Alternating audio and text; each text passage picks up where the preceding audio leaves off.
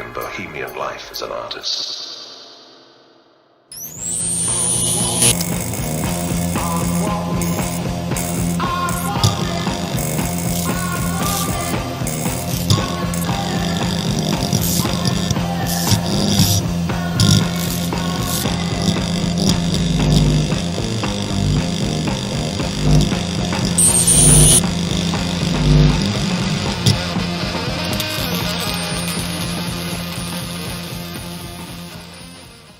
The earliest man-like creature walked the earth. Not human, more beast than man. A monster of evolution.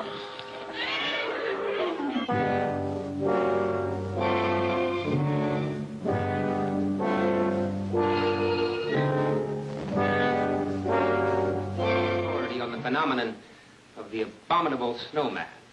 Or, as this creature is known in North America, Bigfoot.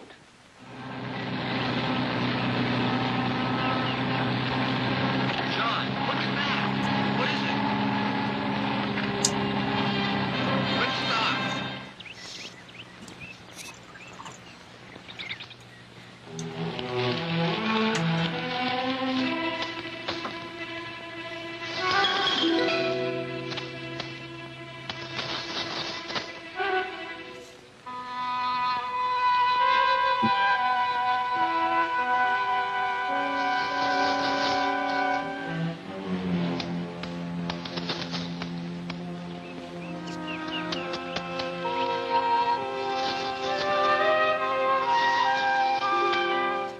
One of the biggest errors a man might make is to disbelieve what he hasn't seen.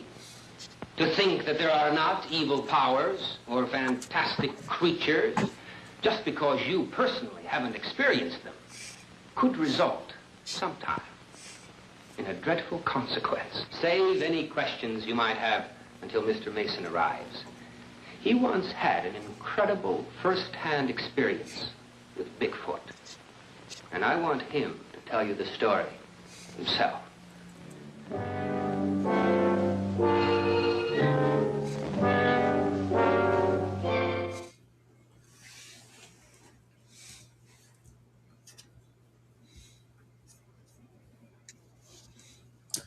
Hello.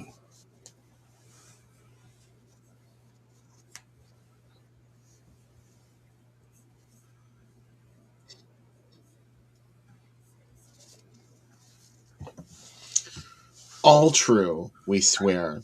This is real life. And that's not the movie you're going to get, even though No. you think you know what the Curse of Bigfoot's going to be like. Yeah. It's like a monster with all kind of stuff on its face and fried eggs for eyes wandering around in the woods. And there's teenagers that fight it. Just wait till you see. It's going to be, no matter what, it's going to be better than you think. Yeah. Because you might be thinking right now that, I don't know, stop it. Only think good things. But for now, what'd you think of Headless Eyes? Love all it. of you out there. Yeah, let us know about it. I loved it. You've seen it before, right? Yeah, oh yeah. Okay, but, yeah. Yeah, every time's new, though. There's always something else you see. Another you missed the first time around. A little more piano or trumpet cue that I hadn't heard played 30 times. Now I've heard it 40 times.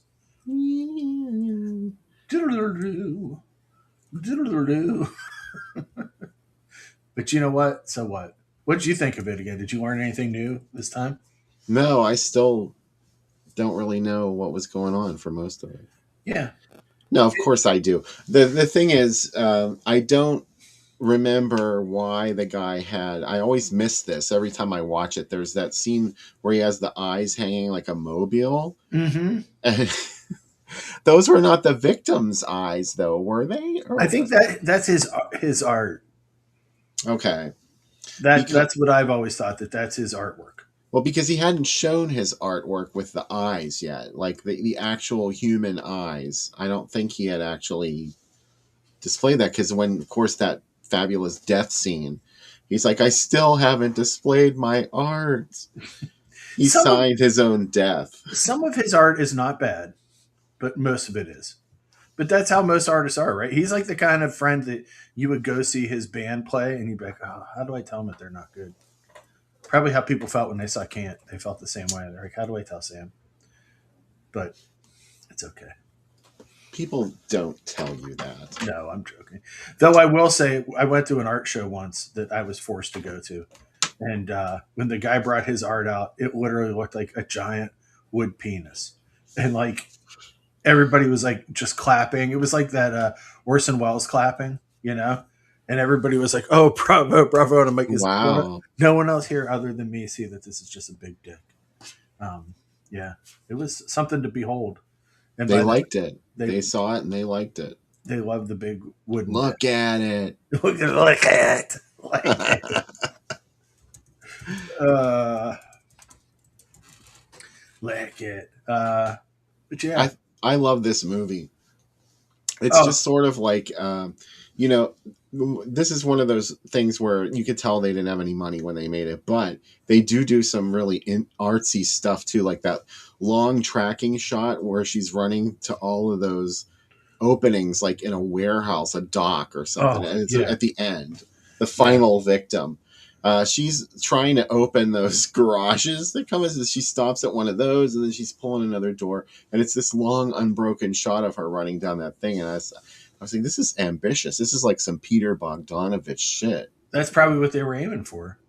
And then, you know, he was like, It worked. he was like, he was telling people about this movie he directed, and they're like, "Oh, cool." And he's like, "Yeah." They're like, "What's it called?" He's like, "Headless Eyes." And they're like, "No, that's not art." But they were wrong. It is art. I don't know if it could truly be considered art for him though, because nobody knew how it was made. If they knew that he actually murdered people. Oh, I meant the film itself. The film. Oh, I thought you meant his art. But you know what? These crazy characters in these movies, but did they ever think about that? Do you know what I mean? Like when what's his name painted all the stuff in blood. No, but that's how. Do you know what I mean? Like nobody Color Me Blood Red. Yeah, Color Me Blood Red. Like sooner or later, someone's going to find out your secret, right? Yeah, that's part of it. It's like performance art. Mm-hmm. So I don't know what they're thinking, but they had eyes on their mind. Everybody had eyes on their mind. Eyes I love that face. she uses a spoon to take out his eyes. Of all the unlikely situations. Do you think she had like a tea next to bed or something? Do you know what I mean? They showed it because she like just grabbed whatever was there and she came back with a spoon. Like, I guess if you don't have a knife, you work with what you got. Yeah, I think you're right. We should all keep a spoon. After you told me the story of your past, we should all keep a spoon next to our beds. What story of my past? About someone trying to break into your house. Mm-hmm. It was when I was in college. I shared an apartment with two of my friends off campus, and I was alone in the apartment one night, and somebody was breaking into the apartment right next to my bed.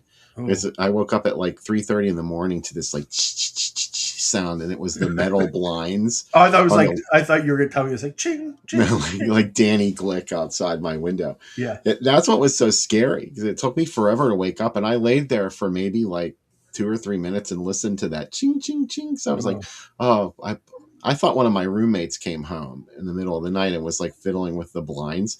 And I finally opened my eyes, and there was this guy crawling through the window. Oh. And you know, I guess I sat up and I yelled at him. I'm like, get the fuck out of here! And he took off running. I was so scary. I must have been really scary sounding. But he took off. There were bars on our window too, and he took the bars off to get in. Bars do nothing. You were like Dr. Loomis. You're like, what's he say to the kid? Hey, Lonnie. Hey, Lonnie. You were like, hey, Lonnie. Get your ass away from there. And then the guy just ran away from your window. That's what happened. At least in my telling of the story, that's how it's going to be. Please embellish it. It's really not that interesting. Oh, no. I think it's super interesting. I didn't like it. Well, I mean, it's interesting to me, but I didn't live it. It's like the story I told about the guy that broke into my parents' house and stole their stereo. I told you that, right? Yes, but I don't really remember all the details. He kept calling for years after and would want to tell my mom that he could break in at any time, and that he had her stereo, and like he was going to assault her and all this stuff. That's creepy, and she didn't get it traced? They tried, but he wasn't on the phone long enough. God, that is weird. Yeah. So On Carpenter's script, right? yeah, there. so he went to jail, and then found God in jail, as you do. Oh, yeah. Yeah, That's and, where God was. All yeah, this he time. was in jail all along, and so finally he said, "He's like, I'm so sorry that I did this to you and to your family and to your children." And he was like all like wanted to like make up for it. She was like, "That's fine. I don't ever want to talk to you." Do you know what I mean? Like, but yeah, Please leave. yeah. He never came to the house or anything. Good. That would have been terrifying, right? I worried about it as a kid though. Like, what if he came to the house?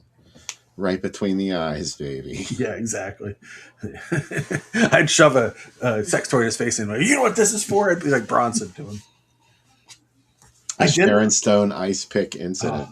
I did let somebody in the house once over the holidays, though. I remember you brought a guy in and invited him to dinner. Yeah.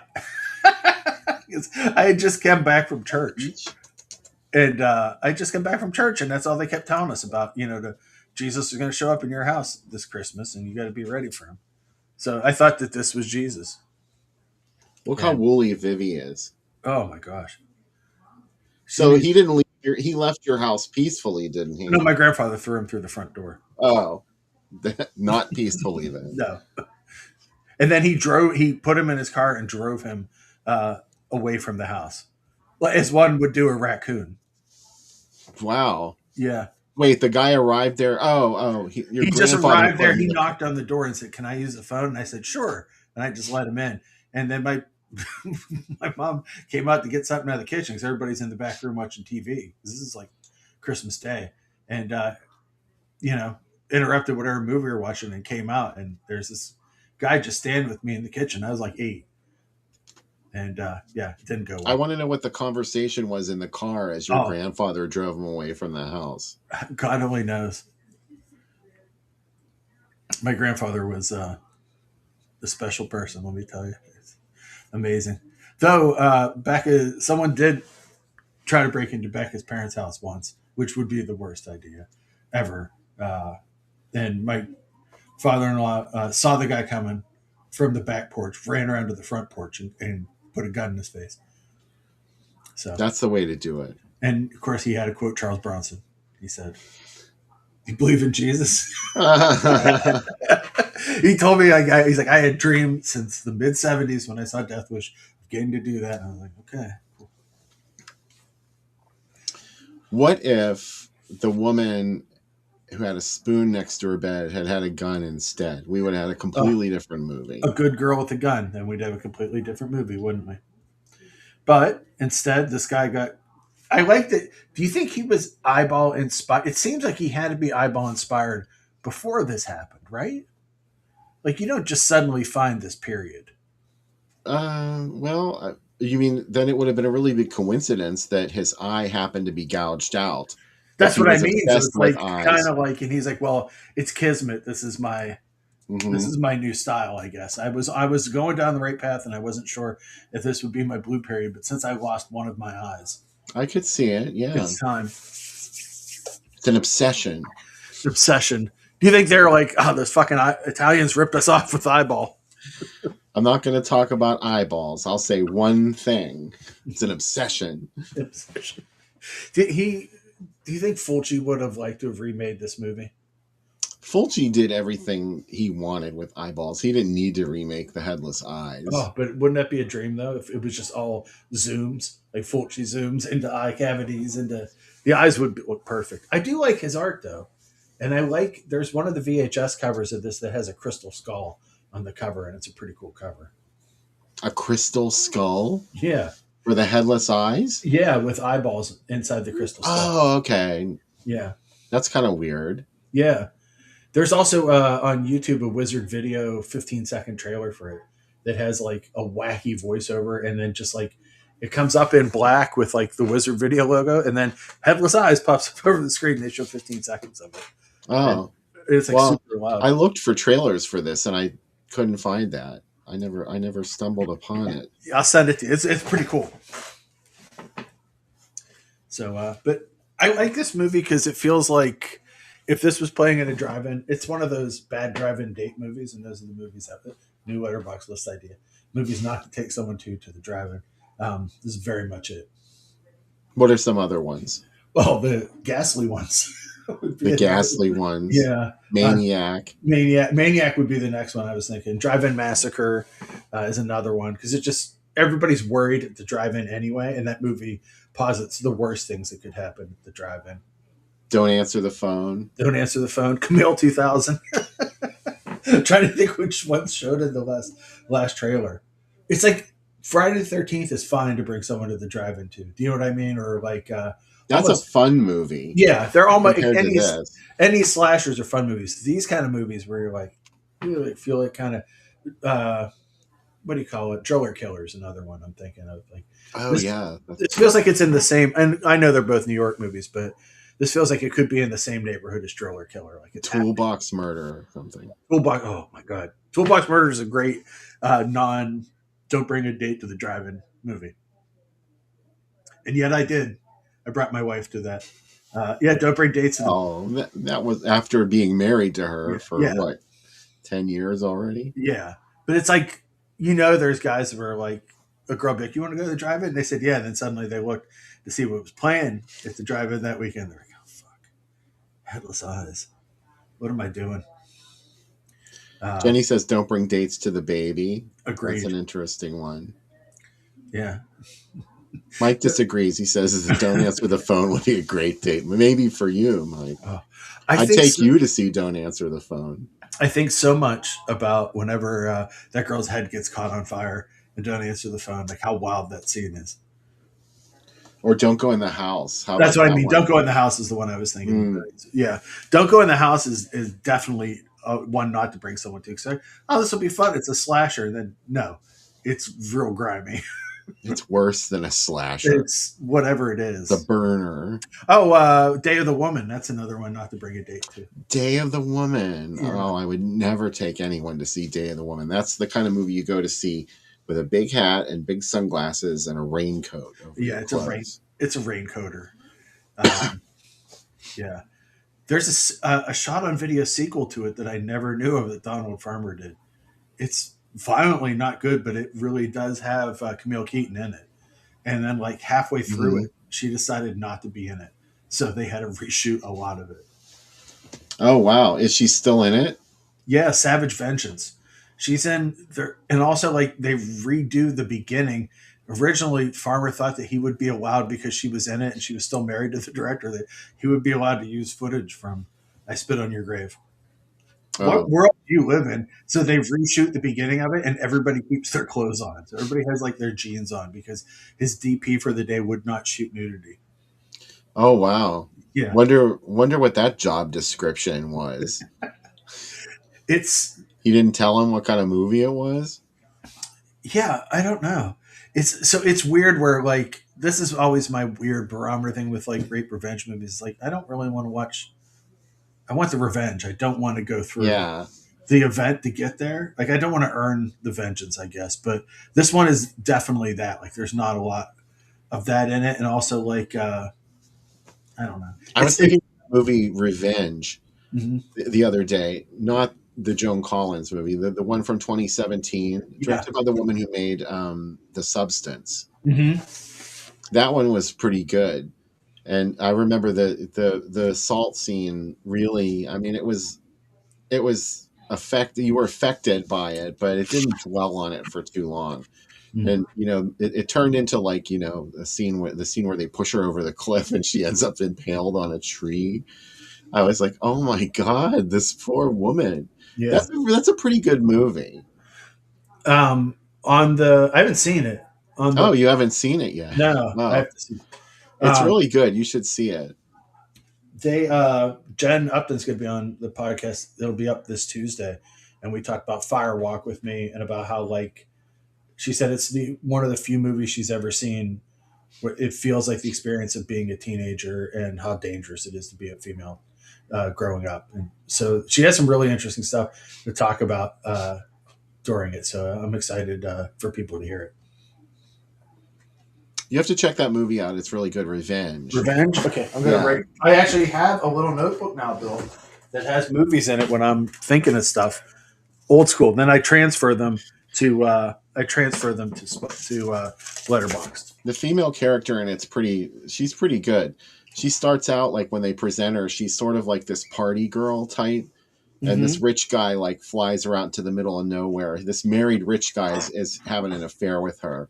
And he flies her out to his private retreat in the desert. And then these other guys show up, and that's when the trouble starts. And she's like kind of like not ditzy, but she's just really not as concerned as she should be about being in the middle of nowhere with these people.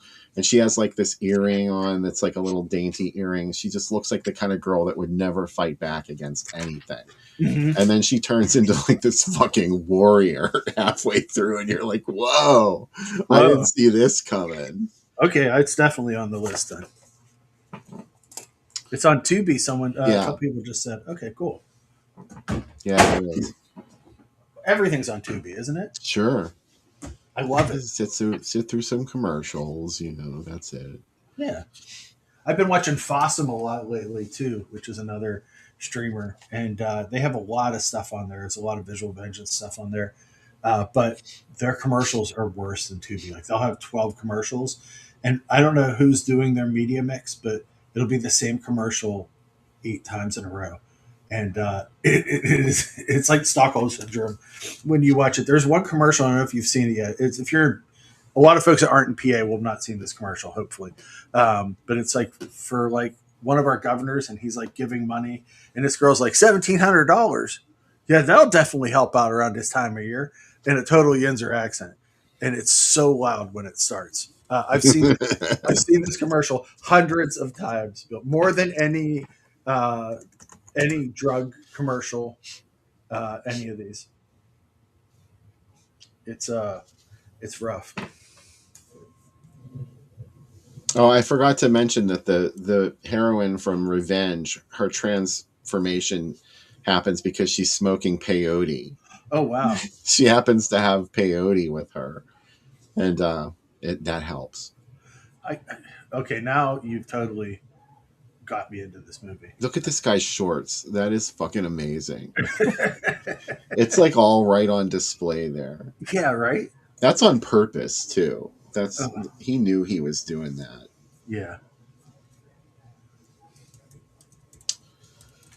Well, for some reason, my comments are not coming up in the chat. Oh, really? Yeah, as Groovy Doom. Oh. I don't know. It's going through on YouTube. Huh. Oh, no, there it is. It did come up. Never mind. Okay. I'm just smoking too much peyote. Oh, are you going to have some revenge? Not yet, but soon. Soon. I'm still thinking about it yet. So, anything else you want to say about Headless Eyes before we move on to our second feature tonight? Let's move on. I feel good. I hope everybody loved Headless Eyes as much as we did. Yeah. It's a fun movie. Our next movie is... The score, actually, is the one thing that I haven't talked about yet. I love the music in this movie. It's not library music, is it? It came from a Songs for TV album. There's 2 different albums. Okay. And on my review, but I've actually posted some of someone posted the whole album on YouTube, and it's pretty awesome. Okay. So it is library music, in other words. Yeah. But it's still, let's not look down on it. It's still good. No, I like that the tracks that they selected for it, at least. Yeah. It's the annoying riff. I said to you at one point, I'm like, I really like that riff. And you said, well, you're going to hear it again. And in the next 3 minutes of us talking, it played 40 times. Yeah. I did not stop playing. It's really, there's something very like monomania about this movie. It's like not only his obsession with eyes, but like the repetitiveness of the music. and the way that the scenes keep playing. Did you ever notice that the death scenes in this movie are they're different?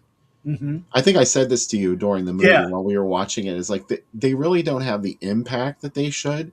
They're treated more like you're watching it for the visuals of this happening, which is a creepy idea in and of itself. Like it doesn't look real, but it is brutal. Yeah. And that's a very strange combination of aesthetics, like to have something that almost looks like it's a joke.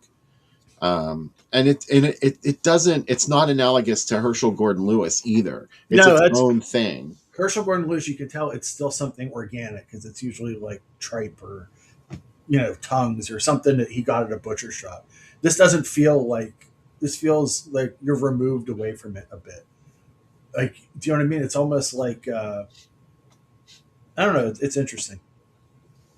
That one lady's shoes were amazing too. I noticed someone mentioned her jumpsuit, Beth. She had awesome shoes. The secretary that was at the typewriter and he was going through the filing cabinet, she walked in. They focus on her shoes after she's dead. They show her feet go. Yeah. I put the link to the album that some of the cues come to from this in the chat. If you're on YouTube, you can, or Facebook, you can see it. If not, check out my site and look at the review, and it'll have it in it. So you can listen to this and make your own cues on your phone. You can play them as you walk around and pretend you're in Headless Eyes, if you'd like to. There's not a lot of cosplayers or merch made for the Headless Eyes. So. I think Michael Ritchie thinks Jessica from Beyond the Door is gorgeous. Ooh. Nice. Okay, so onward to Curse of Bigfoot. Yeah. I did not rewatch this movie this week. I meant to, but I didn't really have a chance to. So it's going to be maybe 40 years since I've seen this movie. Wow. I was a kid the last time I watched Curse of Bigfoot. Wow. A couple of times I've seen it, but not since then. Jen wrote about it on my site, and I love her first line. I cannot describe this as a good film under any circumstances. It features very little Bigfoot, no curse. Regardless, I have seen it many times, as it represents a simpler time in childhood when public domain films like this ran regularly on TV. A time when we had just 4 channels and we liked it that way. That's a good way of describing it. And I saw a couple other folks said in the chat that this is a comfort movie for them. And cool. It's very strange though, because again, there is Bigfoot. I guess it was made in 1975, but it's also made in 1958. Because it was teenagers battle the Thing, a student film. If I'm not correct or incorrect, there's a lot. Also, my other favorite thing Jen wrote: there is a lot of rock climbing and a lot of talking about rock paintings, lunch, a riveting exchange involving soda pop and prayer sticks. There are so many prayer sticks in this movie that even the students become tired of them. Yeah, it's pretty special if I remember correctly. This movie is a kinder trauma for me. Oh, it is? Wow. Yeah, it totally is, because this was probably, they used to show it in the afternoon. It wasn't a late night movie. I think WOR was mainly who showed it. It was on Chiller Theater also. I remember watching it on Chiller Theater because it scared the shit out of me, and for no good reason, because it's not a scary movie, okay? But the opening, it was the opening in particular. There's a shot of blood pouring down over a boulder. Yeah. And that freaked me out. Like, I was like, ooh, is that real blood? Meanwhile, it looks the color of ketchup, and the transfer has it orange. Yeah. It's good. It's funny to think about what scared you, though, as a kid. Like, I think if I saw this as a kid, because I had total terror about Bigfoot, as we've talked several times about it. I never wanted to acknowledge his existence. I was so terrified of him. This movie. Oh yeah. You might know you're talking about him. I know exactly, because he was at Kmart. The first one was at Kmart, and I told my aunt, "You've doomed us all." Like, I really thought it was going to come in through the window, like at the end of. If I had seen the mysterious monsters, well, that and also the Bigfoot Dick Ripping movie, like both of those have Bigfoot coming into a house and going nuts. And yeah, like, that's a fucking trauma right there. That's really a tragedy that that Night of the Demon didn't escape No. into the world the way that it should have, because I Oh. think that would have been a very popular film, just for the way that it depicts Bigfoot, Oh. killing. It might have been a little too late. Like maybe if they had gotten it out by 1977, If it would have had been a more mid shenanigans. 70s one, people would love it. That's why I'm really interested in that movie Sasquatch Yeah. from Lowell, Massachusetts. It's Bigfoot versus the hippies, and apparently it was originally rated X when it came out.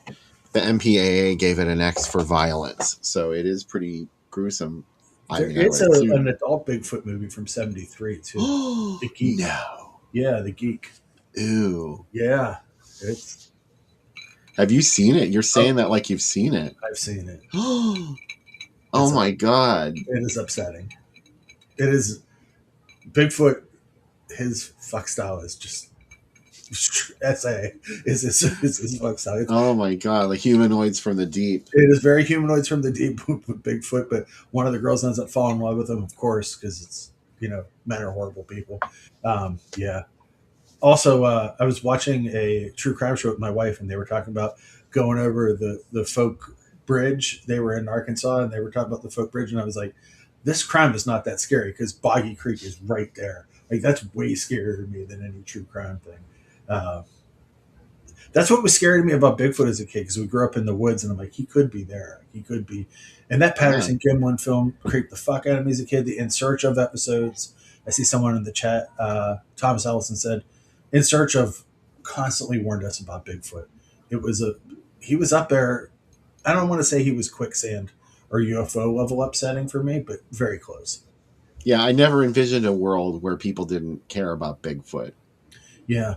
But there are a lot of squatching TV shows now where people are out knocking on rocks and squatching. But it goes in and out. People are interested in it for a while, and then it sort of fades and comes back. I love Bigfoot. I think now, kid me. It's like dogs. I was afraid of dogs as a kid. Now I have a dog. If I could, I don't want to say own a Bigfoot. If I could have a Bigfoot in my home. Like Harry and the Hendersons? Yes, exactly. I was going to say, like, you own a dog. I don't own a dog, as Bill knows, because there's a birthday party coming up for Reggie that I am really have to get another job for. Yeah. But stuff has been coming in the mail for it. Will Reggie have a Sasquatch themed party at some point? Now that would put it all together, I think. Vivi's getting real excited about this party. She's already wondering what she's going to wear. There's going to be a treat, but it's cowboy themed, so she needs to wear probably a pink hat or something. She's not into hats. Maybe I could get her to wear like a Western style kerchief or something. That'd be good. We'll discuss what color kerchiefs the dogs should wear, and if they're doing Yankee code when they show up. Yellow means they like to pee inside the house. Yeah. Yeah. A brown one? Well, you know what that means. You know what that means, yep. But this movie, I wrote, this has it all. B-roll travelogue footage, 2 different decades full of amateurish acting, day for night footage explained away by the moon being too bright, and a climax that explains the only way to stop Bigfoot is to set it on fire. I've never heard this about Bigfoot before. Also, the original movie that this takes from was a mummy movie. If you told me this was a mummy movie, I would buy it. Mummy's not in fashion in 1975. Let's make a Bigfoot movie. Yeah, I mean, it doesn't look like Bigfoot. It looks like someone threw Captain Crunch at someone's face. It's totally not a Bigfoot monster. It's kind of like, I'm trying to compare it to another monster. Oh, it reminds me of the zombies in I Eat Your Skin. Yes, very much. Yeah. It's about as effective as they are, only this has a paper mache face and 2 big fried egg eyeballs. Yeah. Like, it's good. It's good. It's funny though, because I've seen posts like, art for it for VHS boxes that just have that face. And it's like, maybe let's not show the monster until people have actually bought it or rented it. You know what I mean? Like, this feels like something that you need to get people. This needs Flim Flam to get you in the theater or get you watching it. It needs a show because what you're given is under an hour, which is the perfect time for a movie. This is a good, like, you can watch this and get along with your day kind of movie.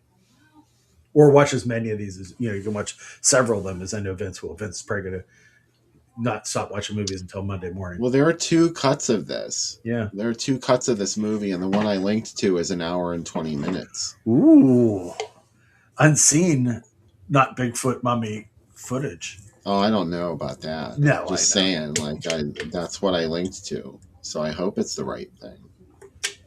I'm going excited. to check it out here. I am excited. I love Bigfoot movies and mummy movies. Mummy movies are the best. Yeah, this is an hour and 28 minutes. I love it. And it's the nice fixed up version. There are so many PD copies out there.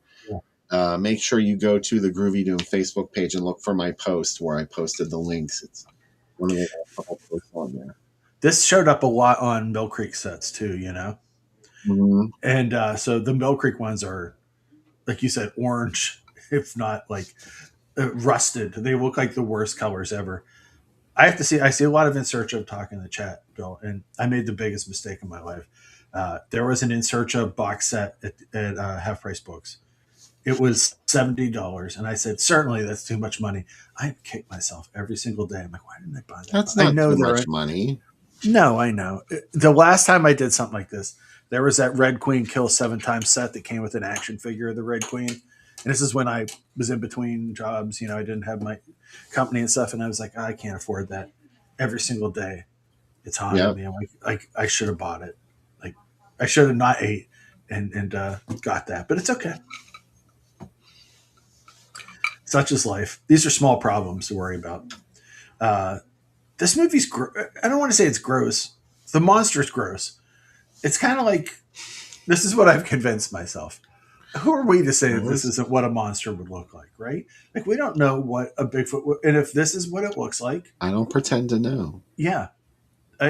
Does this, we should take this movie and CGI in a really great monster into those scenes, but it wouldn't be the same, right? Like, no, I think that's why? Yeah. The rest of the movie isn't any good either. There's a lot of what difference would that make? A lot of spelunking in this movie. Not as much as Alien 2 on Earth, but enough. A lot of kids out exploring the rocks. I love movies that start in a classroom and like stoner kids are like debating with teacher. That's a great way to start a movie too. That Bigfoot starts like the other Bigfoot. Night of the Demon has some of that in it too, where there's like some, I like this conceit in these movies that like teachers are like, I'm going to take my students to the woods to find Bigfoot. Bad idea. My parents would not sign that permission slip. They'd be like, you're not going. It's like Shriek of the Mutilated. Yeah. Sort of. It's the same concept, except Bigfoot is real in this movie. Shh, don't tell people the secret of Shriek of the Mutilated. We already watched it on this show. Oh, I know. You know what? I like that. I was like, okay about it when I saw it years ago. And knowing your love of that movie, and then watching it with you, and then watching it so many times, now I love that movie because it's just the idea of it. It's like, it's so good. It's so good. Why does it have popcorn in it? I don't care. Like, it's great. That's one of the best parts. I love everybody in that scene. Yeah. And like the way they're dressed and they're dancing. Yeah. And that one heroine of the movie, she has like long hair and she's got some here and some back here so that her ears are sticking out through her hair. It's so beautiful. I love it. Yeah. Just so much to love about that. It's an actual, it's sort of like one of those vibe movies. Yeah. Like, what do they call the ASMR? Yeah. I don't think that's quite right, but no, but it is. It's like a comfort movie for you too, like a warm blanket kind of movie. I love the house that they go to. I love that it's isolated in the middle of nowhere. Supposedly, I'm sure it was. There were probably neighbors right there that they didn't film, but I love the idea of the place where they take them to. I forgot to tell you, I have big news for you. What? Beck and I have selected our next vacation. October 9th, we're going out to California and we're going to see Halloween 3 where it was filmed. Oh, I saw that pop up on Facebook. Yeah, it's sold out. I knew you guys would go to that. It's funny because my friend Jim sent it to me this morning. I said, we already bought tickets and it's sold out already. So, yeah, we're going. So, wow. Becky's like, I'm getting a brick from Silver Shamrock. I'm so excited to go with her Halloween 6 brick that's up on the shelf back here. But She woke me up at 6 in the morning to ask me about it the other day. And of course, I, like a grumpy dad, I said, "Go leave me alone." Dad's trying to sleep. And she said, "I'm going to buy these tickets." And I was like, okay. So I had wanted to go to Arkansas to the town and try to sundown one, but there's like, we would have to land and drive like 6 hours to get there. And it's just like, Texarkana. yeah. But then I could go to Boggy Creek too, I think. You got to save some stuff for later. I got like 3 years left. So, I mean, that's what I'm thinking. 3 years? 3 years, yeah. That's what the gypsy Wait, you told me. already know? That's a very specific number to have. Yeah. Oh, it's a countdown. It's on my, I have a little thing on my hand. Did you go to that machine at Kennywood with the lady with the turban and the robot hand? Yeah. That's what I did. She told you this, didn't she? She did. It was a little devil that was on the the diner, and I kept putting money into it. Oh, yeah, that thing. You know that thing. Yeah. But anyway. The lady with the turban is better. It's not a turban. She has like a shawl over it. What I love is the idea that of going to see movies in the place. I would love to see Shrinking the Mutilated in that place, in the cabin that it's in. Like, would that be amazing? Like, to be surrounded by it and see it there? Shriek, what cabin? Not where they're at, like the house or whatever. The house. It's The an house. estate. It's like a big estate. Yeah. Oh, because I know the one I really want to go to is they do The Prowler, and Becca doesn't like The Prowler, despite it being my favorite slasher. What about you? You could do it. I mean, you would go. I would go by myself. She wouldn't go. She would go. No, she wouldn't. I've already asked her. She said, I'll go with you. Okay, we'll go. We'll see The Prowler. And hey, Craig Edwards, friend of the show, is doing the another one of these on-site things because he's in. What movie is it?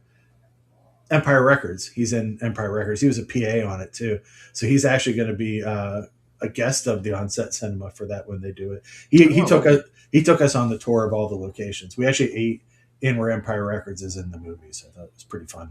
Daryl's been to the house from Shriek. I thought at first I might be high. I thought Daryl said, "I know where the house is from Shrek," and I said, "I do too. It's inside a computer." I was like, and then I thought, what if Daryl really has been to the house from Shrek? So my mind was going a little bit. I've upped my dosage for the show. That's what I'm saying to you guys. Silly. Anyway, let's talk about our film tonight. Our next one. I don't have anything to show for ads because this never was released theatrically. Did it go right to TV? Yeah, it was released direct to TV, but I did have something. Here's from when it was on Chiller Theater in 1976. Oh my God. Check this out. Some late night TV vibes from the past. There were 3 movies on Chiller Theater that night because these are all, they were showing the hour version of Curse of Bigfoot, obviously. House of Frankenstein, a classic, and House of Dracula, 2 monster rallies, and this. How about 2 things that are amazing here? One, of course, Channel 53 played Saturday Night Live, not Channel 11, right? Our NBC affiliate. And the CBS Channel 2 was showing The Cat People at 1 a.m. Amazing, right? Oh, Buck Henry was the host of Saturday Night. Wow. Yeah. Oh, I love me some Buck Henry. I love him too. Roy Clark, though, was a better musician. I like that they just list the movies, like Channel 9's movies that go all night. They just put them all in one entry. Well, they did that for Chiller Theater, too. Yeah, no, that's what I mean. It's really cool. That's how it should be, really. Yeah. Man, there's a lot of good stuff playing on this night. Like, there's like so much, like, God, you could just flip around and see this. I can just cry when I look at this. I took this for granted when I was a kid. Yeah.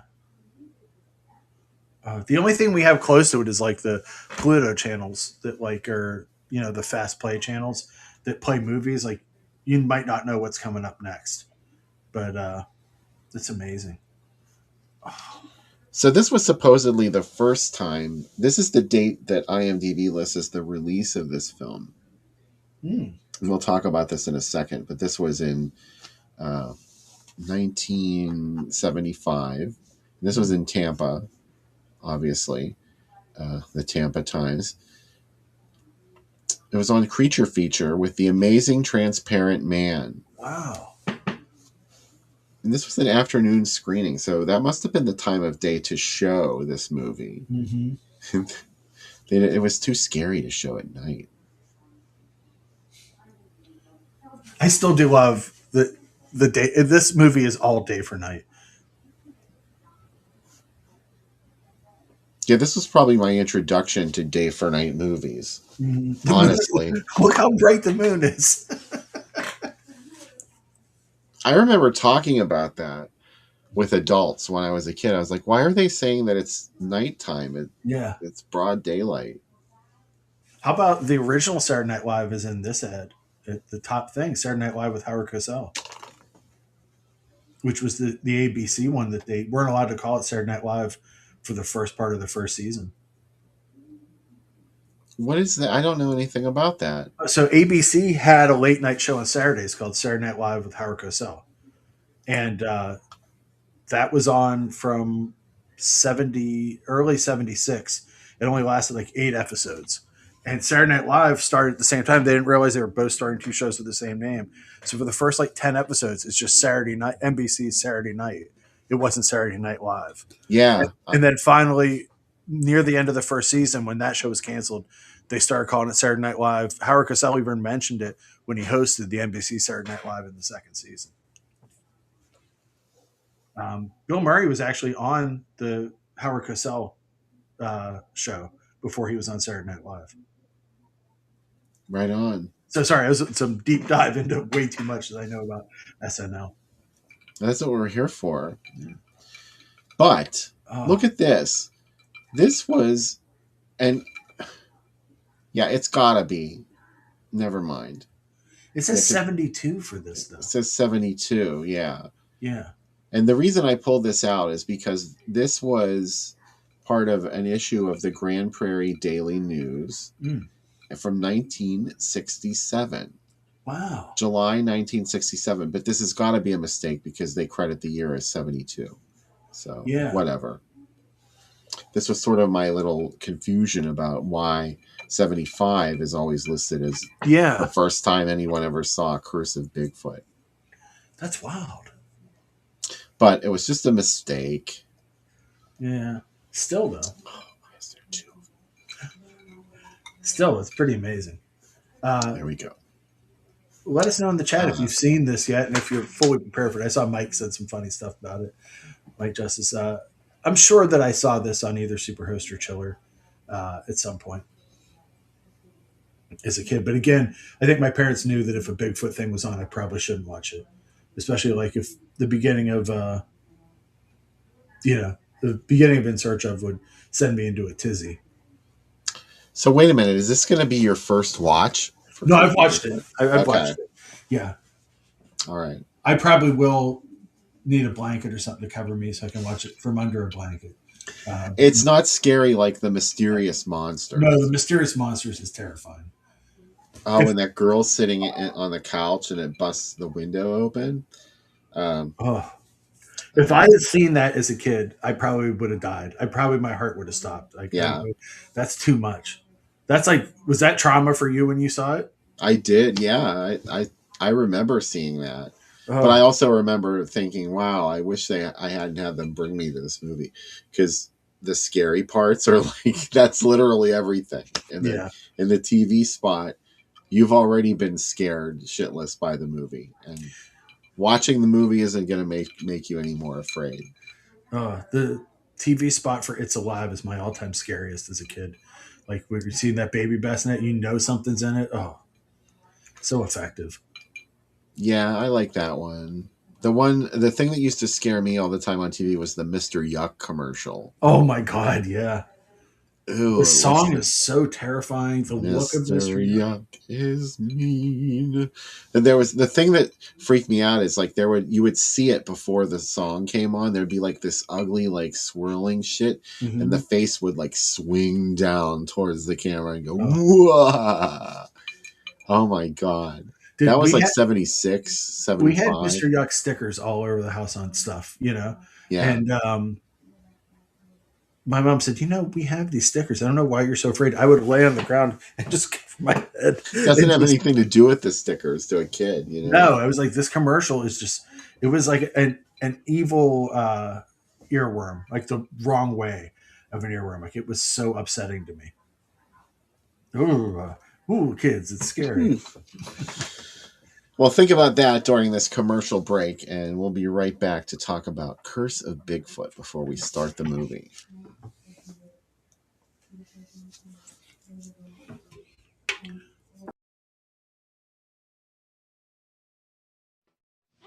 What a store. They're all independently owned. That's why you get freshness and low prices every day. In Russian supermarket, everything was also fresh. You're fresh out of this and fresh out of that.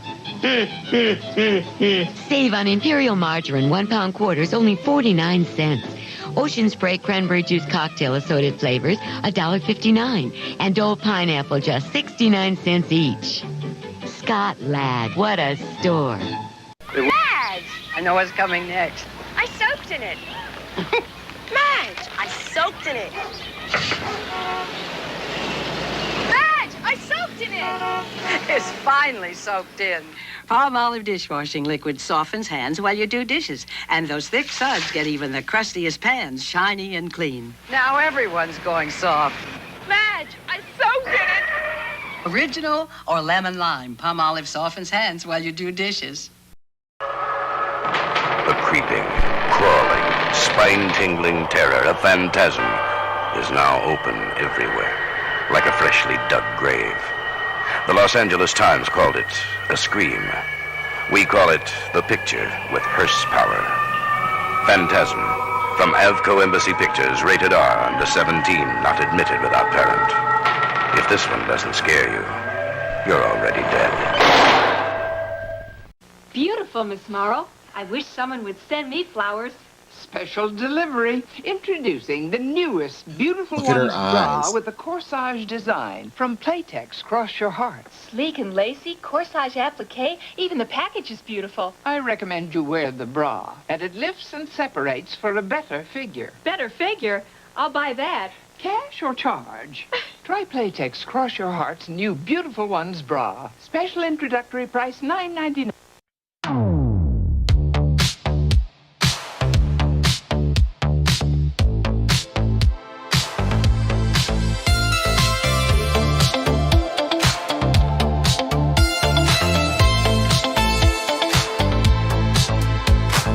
Field trip, summer, dusty sky, maps and compass, spirits high, laughing at the warning sign, cave unstable, do not cross the line, flashlights cutting through the dark, ancient symbols on the rock, heartbeat racing, breath held tight, something waiting out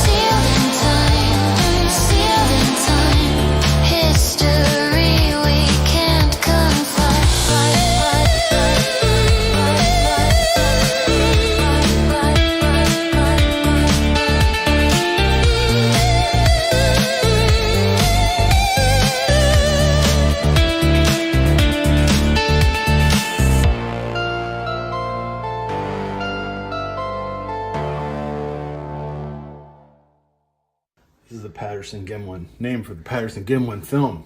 What's a Gimlin? Patterson-Gimlin, the two men that saw Bigfoot in the 70s. And they saw him and he was going... And he was dancing. He wasn't dancing. He was just going like this. This is how he walks. It wasn't even natural. He was like... And then halfway through he stops. He looks at the camera. And he goes right back. But really what they saw was just this with a big shadow. Show him, Reggie. Show him. Show him, Patterson. Patterson-Gimlin. Show him your Bigfoot. That's the Bigfoot. Oh! Oh, there he is. All right. What's in the Patterson-Gimlin, you might ask? An ounce and a half of Old Smoky. Old Smoky from Gatlinburg, Tennessee. Salty watermelon. Sounds like something you would do in bed. I gave her the salty watermelon. Oh, fuck. 3 ounces. Lemonade. The cool, refreshing drink. Sean Midas, I'm going to start using it again. This will be the week Sean Midas watches the show. Doesn't watch the show anymore. He's going to watch it this week. And he'll be like, you always do lemonade drinks. Finally, secret ingredient. Freeze-dried lemon heads. Just the crushings. Just the cracklings. My husband likes foods that are crushed. Like my balls. No.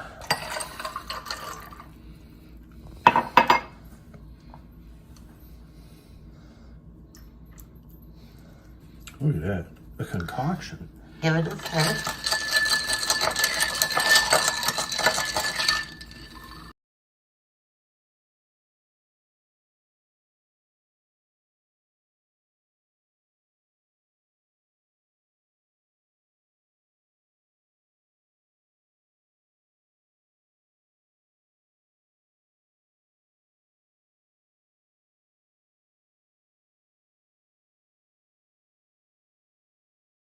Secret ingredient.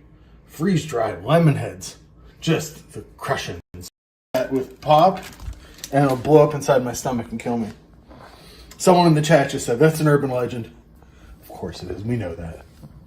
How is it, you might ask? Perhaps the best question to ask right now.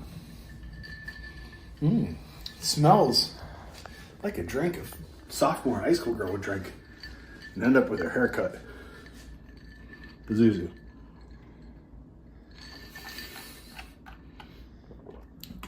Nice. This might come to the drive-in.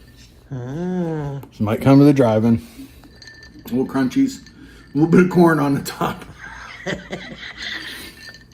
I like corn whiskey. You want to throw some dry corn on top of that? Sure. Enjoy it. Pazuzu. Sorry about the glitch. I hope too much of it didn't get cut off. No, it's pretty easy drink to make. It's coming to the drive-in though. Becca said it was one of the better drinks that I put together. So that's a rave review. It's cream corn, stellar, yeah. Cream corn, vodka, and a little bit of gin on top. It's called the Puker. It's a Bloody Mary of a different kind. Yeah, corn-based Bloody Mary. Ew. Oh, the things you come up with. I know. This one's good. This one's sweet. Tastes like Jolly Rancher. It's good. No eggs in the drinks anymore. No Slim Jims, eggs, beef jerky. The beef jerky was the limit. Oh my God, that drink still haunts me. Good. I just have my maker's mark. I restocked today. That's good. I was really mad. The red shit came off when I opened it. All of it came off. Oh no. Bummer. I used to have a Maker's Mark coaster that was just like the wax, and it was rubber, but it looked like it was one of the Maker's Mark stamps, and it was a coaster. I think didn't your brother have one of those at his house? He used to have them too. Yeah. Yeah, I remember those. Yeah, they were really cool. I was envious. Yeah. Oh, it'd be like having a J&B shirt or something. It's alcohol runs my life. I'm sure it's not that hard. No, I know. I've heard it's easy to get shirts, so It is. Yeah. I just made some new ones. Ooh. I did. Oh. When you mentioned that Electro Manuel shirt. That might be coming out, yeah. Yeah. I was like, I have to finally go print those shirts. I've had the designs in the back of my head. I just went and did it.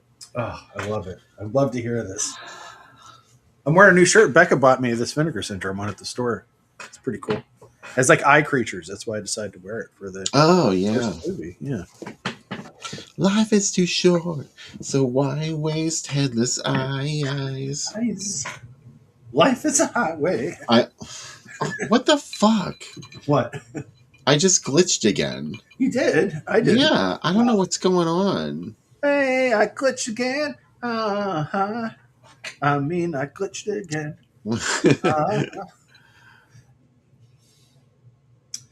There you go. Now you're glitched for me. Now you've glitched. Now Bill's frozen for me. Now he's disappeared. Now he's back. Anyway. Yeah. I don't know anything that's going on with this group. I got to tell you, I love this marquee. It's so beautiful. What? Haunted Hollywood Driving Asylum marquee. Oh, yeah. It makes me so happy. I'm excited. That's Fright Night. Oh, is that Fright Night? Okay, I thought it was Haunted Hollywood. No. Oh. Turn down the sound for a minute or two. Haunted Hollywood will be right. John Carradine's on the new episode of the podcast too, talking to Jen Upton at one point. There's a lot of voices going on in this episode. She said to me, she's like, "How do you do a show by yourself?" I said, "I don't. I have a lot of ghosts that help out with the show." So ghosts. That's a great way to describe them. Yeah. Ghost of Carolyn DeFonseca is my co-host for the podcast. Turn up your sound. Haunted Hollywood has returned. I am so excited to watch some Bigfoot and, or whatever this is. Yeah. It's a the lot. fried egg eye monster. It's crazy. Could you imagine if they went back and got footage from a movie 20 years from old and today and then tried to pass it off? Like, people would have a nervous breakdown. People would be so upset. They'd be like, what are you trying to prove? Like, this movie it's 20 years old. It's like 18 years old or so when they made this. They were like, we can do something with it. We'll sell it to TV. They didn't care. They just wanted something to put on. I guess. TV slot. I guess. Well, this was. It's important to describe the way this era of TV was, in case there's anybody watching that doesn't remember that. Like the late night TV, the TV would sign off at some point, and then there was this brief period where things started to come on later and later. And then late night TV happened. And you still wouldn't get many stations that went all the way into the next day. Yeah. They would usually sign off at the end of the night. But Curse of Bigfoot fits right in there. This was one of those things that you just saw over and over again on syndicated stations. Usually in our area it was WOR, but we also got it on our local affiliates too. Yeah. So you would see these movies a lot. You knew as a kid you were up too late if you saw the station ID and close and the national anthem. You're up really late. Yeah. But there were certain channels like Channel 4 here didn't shut down. They were on all night. Because they ran Flash Gordon at 4 a.m. some mornings. Trust me, I got up and watched it because we didn't have a VCR. I would wake myself up. I think what really ruined, well, obviously cable and all that stuff, but the super stations and the local affiliates like that, and WOR, I'm thinking, once infomercials happened, it kind of ruined the fun because then they didn't play movies all night. They made more money by just throwing an infomercial in there. It sucked. Yeah. Capitalism had to ruin it. It was a very special time, though, before people knew what to do with that block of time. Well, plus people didn't need it. You didn't. There weren't many people that were even awake. Is what I mean. I would at that time until the 70s, or WPGH used to play Dukes of Hazzard at 5 a.m. every day, and I would wake up at 5 a.m. when I was in college to watch it, go back to bed, and it was like I'd be so excited about watching it. Well, ordinarily I would think, oh, that's strange, but knowing you, that's totally not strange. Knowing me, knowing you. I used to get up and watch the 5 a.m. time slot for one of the, I think it was WOR. They used to show 50s sci-fi films. Oh, wow. There were all these classic movies that, like, because you and I both would scour the TV guide. And that's just what you did. You got it as early as possible, and you went through and you used the highlighter. I just filed them all away mentally. Mm-hmm. But there were movies that I knew about, but I'd never seen, and they were showing in that time slot. Like it came from outer, not that one. I saw that a lot. It Conquered the World. That one was just, you could not find that playing on TV, at least not in Pittsburgh. I But would then, wake up. I had a little travel alarm that my parents didn't know about, yeah. and I would set it up next to my head, and it would wake me up just in time, and I would sneak downstairs to watch it. Inevitably, someone would come down. My mom would say, "Why are you still up?" And I'd say, "I didn't feel well. I just came down to get a drink." Meanwhile, the TV's on. I'm obviously, Yeah, I have snacks out. I'm obviously, watching stuff. But as you do. yeah, then when I got my first, little black and white TV, that was it. Do you know what I mean? When you had like one of those, you're like, I am living. And my brother would be up in his bunk bed being like, "Why are you awake? Why are you watching? I can see you have a TV on." I'm like, "No, I don't." That's me in 1979 watching Ghost Host on my little black and white TV in my bedroom. It's amazing if you think about it now, because you can get like, we just bought a TV for the guest room. It was like, like a 29-inch TV for like $70. And like, TVs are the only thing that are cheaper today than yesterday. Like those little screen black and whites were super expensive, but awesome to have a UHF black and white that you could watch stuff on. Okay, so it's time to watch our second feature of the night, Curse of Bigfoot. You're going to love it. I promise. Did anybody mention in the chat that they hadn't seen it? Or did we not ask? I don't think so. I think everybody has seen this at some point. Or another. But you know what? See it again for the first time. See it with new eyes. Yeah. See it with big fried egg eyes. Fried egg eyes, yeah. All right. So we'll be back after the movie for one of our famous late night first segments.